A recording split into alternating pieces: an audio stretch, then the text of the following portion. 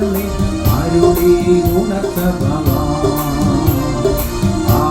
Hallelujah hallelujah, സ്തുതി സ്തുതി നിനക്ക് എന്നും ചൊല്ലിടുവേ.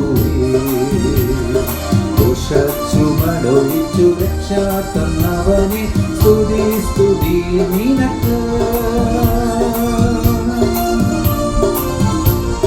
ദൈവനാമത്തിന് മഹത്വമുണ്ടാകട്ടെ. ഇന്നത്തെ പ്രഭാത ധ്യാനത്തിനായി 45 സങ്കീർത്തനം 2 വാക്യം.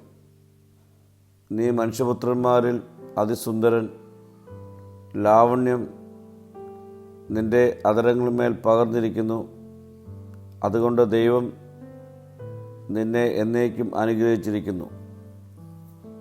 കൃപ നിറഞ്ഞ വാക്കുകൾ ഉള്ളവൻ ദൈവത്തിൻ്റെ അനുഗ്രഹത്തിൽ നടക്കുന്നു എന്നാണ് വചനം നമ്മെ ഓർമ്മിപ്പിക്കുന്നത്.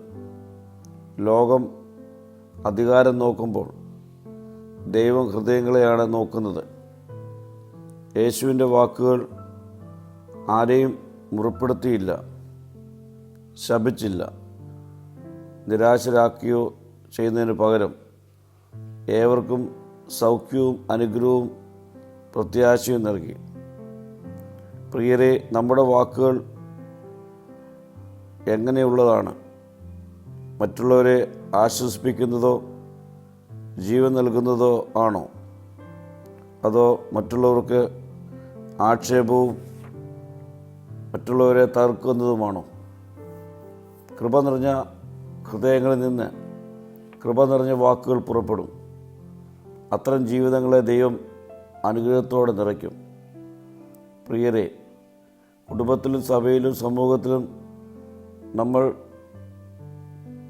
ദൈവത്തിൻ്റെ അനുഗ്രഹത്തിൻ്റെ പാത്രങ്ങളാകേണ്ടത് നമ്മുടെ വാക്കുകളിലൂടെയാണ്.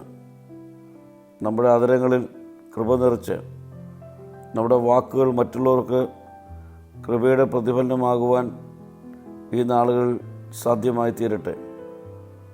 പ്രാർത്ഥിക്കാം. കർത്താവേ, എൻ്റെ ഹൃദയത്തെ ശുദ്ധീകരിച്ച് എൻ്റെ വാക്കുകൾ കൃപയുടെ പ്രതിഫലനങ്ങളായി തീരുവാൻ ഇടയാക്കണമേ. മഹത്വം നീ എടുക്കണം. യേശുവിൻ്റെ നാമത്തിൽ തന്നെ. ആമീൻ.